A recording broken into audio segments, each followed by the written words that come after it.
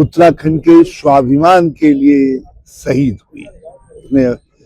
उसको मालूम था कि मुझे मार दिया जाएगा, क्योंकि वो ये जो विशेष सेवा एक वीआईपी को देने के लिए उसको दबाव डाल रहे थे, वो सेवा करने के लिए तैयार नहीं थे और उसका परिणाम उसकी मौत हो गई। और उसके बाद साक्ष्य नष्ट करने का सिलसिला चल पड़ा। अंकिता ने अपने बयान में कहा कि कोई वीआईपी है जिसके विशेष सेवा के लिए मुझ पर दबाव डाला जा रहा है। अब पता चला है कि वो वीआईपी कोई गट्टू है।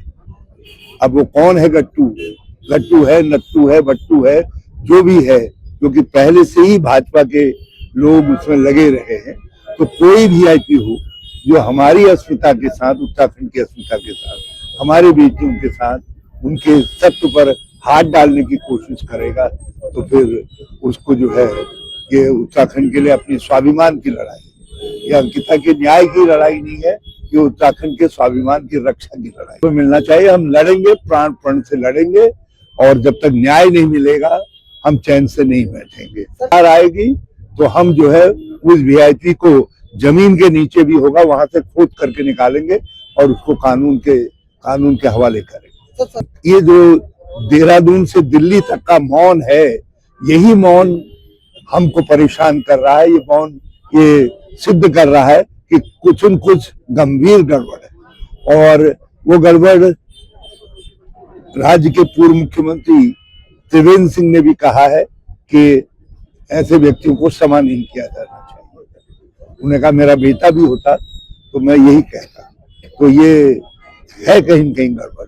और जो भी लोग उत्तराखंड के स्वाभिमान से जुड़े हुए लोग हैं, वो सारे लोग अब इस मामले को जो है, बहुत सारी बेटियों के साथ अन्याय हुआ है, बलात्कार हुए, भाजपा के लोग उसमें संलिप्त रहे हैं कई जगह जो है।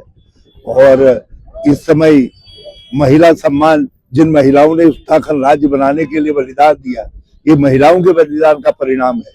यदि उस राज्य के अंदर महिलाएं सुरक्षित नहीं हैं, अंकिता तो एक स्वाभिमान की प्रतीक बन गई, लेकिन और भी हमारी बेटियां हैं जिनके साथ बलात्कार हुआ है, जिनकी हत्या हुई है, सामूहिक बलात्कार की शिकार हुई है।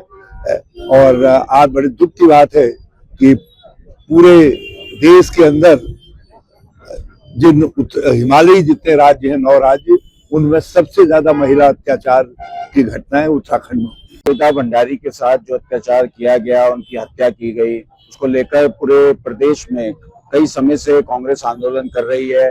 कई गिरफ्तारियां हम लोगों ने दी हैं, और उस वीआईपी का नाम हमारे द्वारा पूछा जा रहा था। और एक बार फिर इस मुद्दे को लेकर जब सोशल मीडिया में ये मुद्दा सामने आया और वीआईपी का नाम जो दुष्यंत गौतम है, जो भारतीय जनता पार्टी का महामंत्री है, उनका नाम उजागर हुआ, उसके बाद जनता में रोष है। पूरे प्रदेश में आंदोलन हो रहा है। इसी को लेकर आज कैंडल मार्च डोयला क्षेत्र में, डोयला ब्लॉक व नगर कांग्रेस कमेटी के नेतृत्व में कार्यक्रम किया गया, और आदरणीय हरीश रावत जी यहाँ पहुंचे, और सब साथियों में रोष है। देखिए, एक बेटी की हत्या हुई और सरकार ये मौन है। ये वो सरकार है जो बेटी पढ़ाओ बेटी बचाओ की बात करती है, महिला सशक्तिकरण की बात करती है, मगर जब एक पहाड़ की बेटी की हत्या की गई, निर्मम हत्या की गई, और हम क्या मांग कर रहे हैं?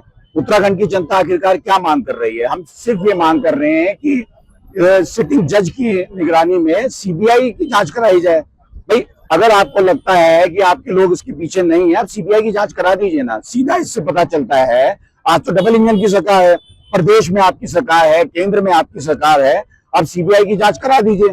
भारतीय जनता पार्टी सीबीआई की जांच इसलिए नहीं करा रही है क्योंकि उसके पीछे भारतीय जनता पार्टी के बड़े नेताओं का हाथ है, और ये नाम जो वीआईपी का नाम दुष्यंत गौतम का नाम उजागर हुआ है, तो इससे बहुत ज्यादा रोष है। और भारतीय जनता पार्टी के लोग कैसे अपना मुंह लेकर जनता के बीच में जा रहे हैं, हम सब इससे हैरान है।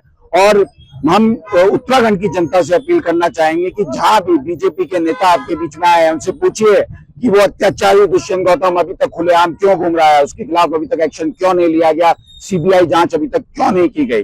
तो ये आंदोलन हमारा जारी रहेगा जब तक बहन अंकिता भंडारी को न्याय नहीं मिलता।